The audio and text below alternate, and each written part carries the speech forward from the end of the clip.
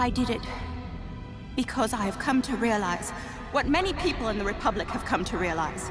That the Jedi are the ones responsible for this war.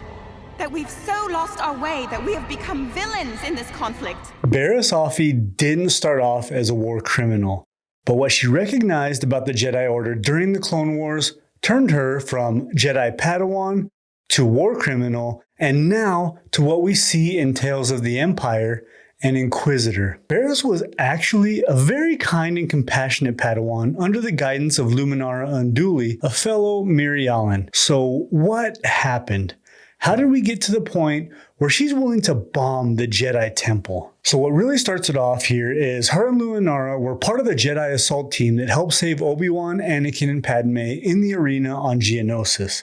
But this battle, her first real taste of combat, had a pretty profound effect on her. You see, Barris didn't like combat at all. She didn't even like combat training. She always preferred reading Jedi texts to fighting. So she had a lot of trouble sleeping after the Battle of Geonosis, and she went on to volunteer and watch over other injured Jedi in the Temple Clinic rather than go back out into battle. And shortly after the Clone Wars began, Luminara, like the other Jedi Knights and Masters, became generals in the Grand Army of the Republic.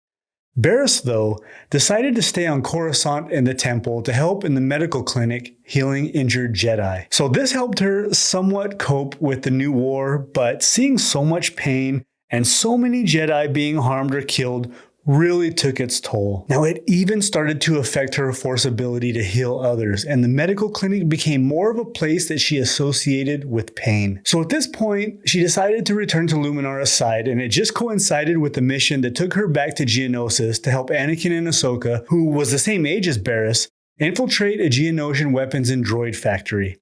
It was interesting to see the difference between Luminara and Barris, and Anakin and Ahsoka. Now with Barris and Luminara, it was more of a master and apprentice type relationship. But with Anakin and Ahsoka, it was more like a brother-sister relationship. However, that relationship between Anakin and Ahsoka saved both Padawans' lives. Barris and Ahsoka went down into the catacombs to plant explosives to blow up the factory from within, while Luminara and Anakin provided a distraction with the clones on the surface. But the two Padawans were caught by Poggle the Lesser and his super tanker. They were able to steal the tank and used it to destroy the reactor, sacrificing themselves for the greater good. But the tanker's armor saved them. Unfortunately, it was under a huge pile of rubble. Now on the surface, Luminara felt that she could let go of her Padawan, and that Barris and Ahsoka did what they had to do to help the cause. Anakin, showing exactly who he is, could not let go of Ahsoka. At ease. We need to act now. Ahsoka and Barris may still be alive down there. To him, she's not just a Padawan.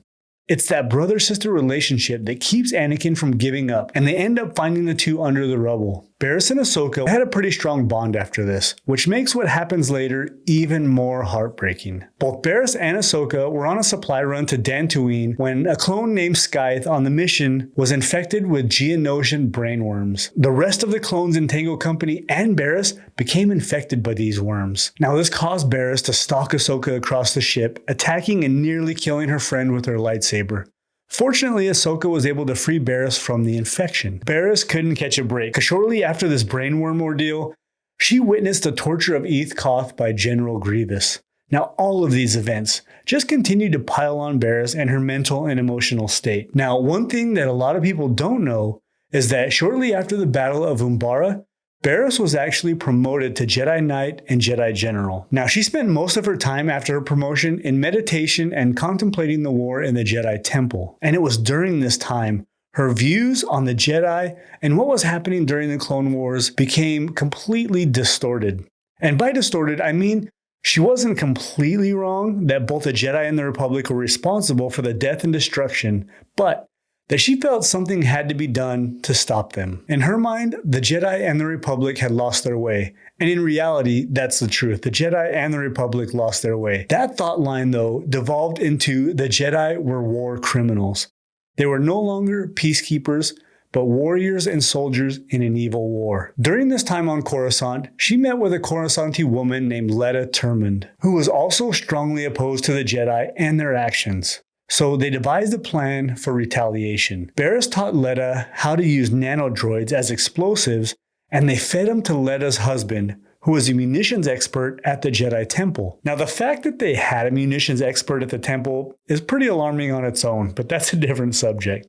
Now, as Letta's husband entered the temple, the nanodroids exploded, killing several Jedi, clones, civilians, and military personnel.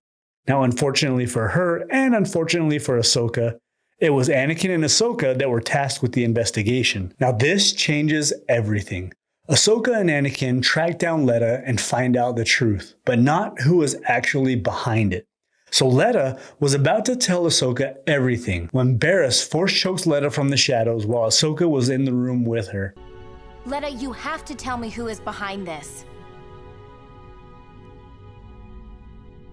It's... Letta! Now, this framing of Ahsoka wasn't in Barris's original plan, but her killing Letta both silenced her and implicated Ahsoka as one behind it. A bit of a double whammy. I wonder what you have planned.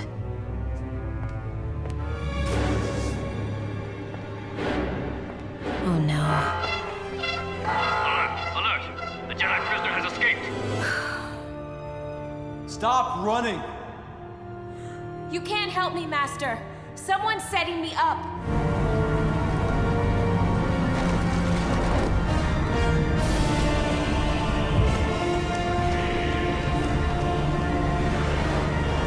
So then Barris pretends to help Ahsoka by giving her some false information and leads her down into a warehouse where Barris was keeping the nanodroids. Now, Barris disguises herself as Asajj Ventress and attacks Ahsoka in the warehouse. Ahsoka is discovered with all the nanodroids by Republic clones. The frame job was complete. Ahsoka was placed in custody and expelled from the Jedi Order. Anakin, thinking it was Ventress that framed Ahsoka, went to interrogate the Night Sister. She tells Anakin that her lightsabers were stolen and that it wasn't her that bombed the temple or had anything to do with framing Ahsoka. Now, none of the Jedi Order believed her, none of the Council anyway. Anakin was the only one that believed in Ahsoka. He knew that she was innocent. And he eventually found his way to Barris, who was in her chambers at the time. He spots Ventress's lightsabers, confirming his suspicion. They have an epic battle. I know. Funny. Those belong to Ventress. Ahsoka trusted you and you betrayed her. I've learned that trust is overrated. The only thing the Jedi Council believes in is violence.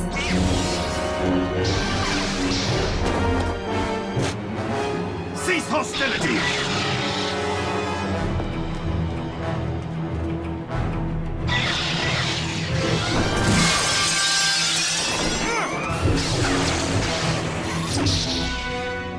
Look out!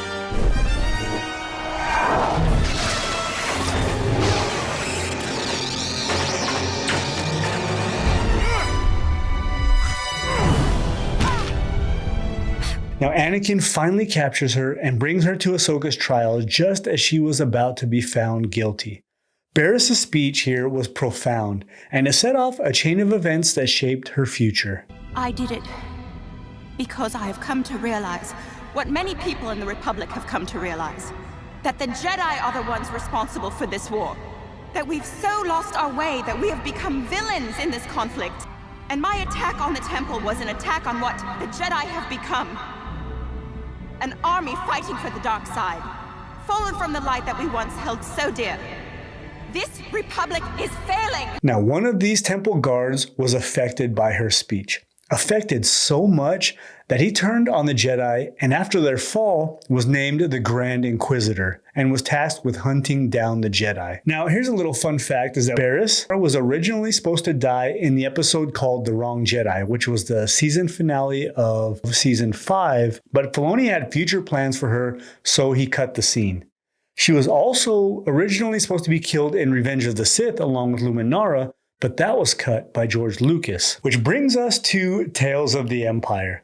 Now, things have come full circle with what we got in the trailer. Barris survives the Great Jedi Purge and is now being tested and trained by the Grand Inquisitor, that same former guard that was inspired to turn against the Order at the end of the Clone Wars. And it also shows in the trailer that she's going to become an Inquisitor, hunting down other Jedi under the leadership of one Darth Vader. Now, I find this to be such a great storyline. I'm looking forward to see if she suspects the identity of Vader and what Vader's reaction is going to be to her.